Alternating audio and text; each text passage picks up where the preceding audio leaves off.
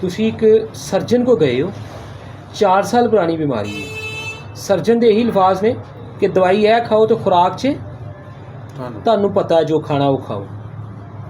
तो मैं दे अगेंस्ट खूबसूरत गल की दसांगा, दे खिलाफ ये गल दसांगा कि दुनिया की कोई भी बीमारी है, दवाई ने सिर्फ एक वक्ती सहारा बनना होंदा, उन्होंने सपोर्ट देनी भी इन्हूं जिस्म चों बाहर कढ़ना है। तो जिस चीज़ ने तुहानूं तंदुरुस्त करना वो गज़ाई प्लान है। असल डॉक्टरी या हिकमत वो गज़ाई प्लान ते आ कि इंसान नूं दी बीमारी दे विच उन्हें किहड़ी खुराक खानी किहड़ी छड्डनी ये दसना है। सिर्फ इन्नी गल दस दी जाए तो मरीज़ ठीक है।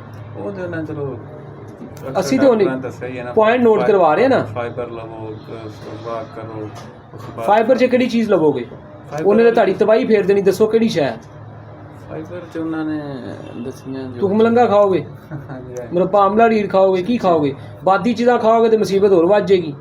किन्ने कहा कि मसला फाइबर नाल होना है? डॉक्टर गल उही आ गई ना। फिर जो डॉक्टर ने मतलब खुराक के बारे च पढ़िया ही नहीं। देखो असं तो हकीमां नहीं नहीं, मैं तुहानूं समझा रहा हूँ, मैं डॉक्टर नहीं समझा रहा, मैं तुहानूं समझा रहा या मैनूं मेरे सुनने वाले मरीज़ समझणगे, चाहे वो मेरे को जान या डॉक्टर को जान, तबीब को जान।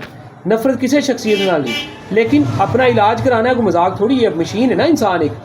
हुण 4 साल तो तुसीं तकलीफ चो जिम्मेदार कौन आ? असी है ना जो इलाज करने वाले। असी कुछ बेहतर करांगे तो हुण असी कहांगे साडे कोल आए हो, तुहाडी जिंदगी हर 2-3 दिन बाद पहले नाल बेहतर होनी चाहिए। अगर जांदे तबीयत जो गड़बड़ हो जाए, दवाई रोको, सानूं व्हाट्सएप मैसेज करो, जो जवाब आए फिर अगे चलो। असी वेखांगे दवाई का कसूर है तुहाडा कसूर है, ठीक है जी। तो आप ऑटोमैटिकली जिंदगी बेहतर हो जाएगी। यह वजह है बस। तो गज़ाई प्लान नहीं मिलेगा ना तो बीमारी कभी भी नहीं जाती। 25 साल 20 साल पुराने हूँ तो मैं हैरान हो गया, बड़े बड़े दुनिया आ रही 15 साल 20 साल 25 साल हो गए ने, मेदा ठीक नहीं है। बच्चे जूं पैदा होए ने बेचारी कैनेडा हैगी, वो आप ही दसन रही है अजे दवाइयां तो बचती है, अंग्रेजी उरे परे देसी कोई ना कोई टोटका लाँदी।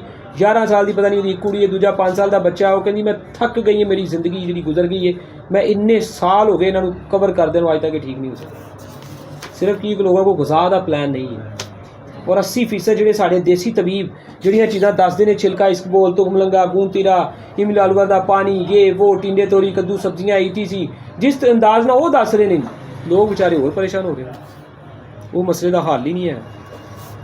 चलो खैर तुसीं राबते च रहोगे, इंशाअल्लाह अल्लाह करम करेगा, जिंदगी बेहतर होएगी, मामला तो हल होंगे, लेकिन असीं नाल नाल गाइड करांगे, परेशान नहीं होना इंशाअल्लाह।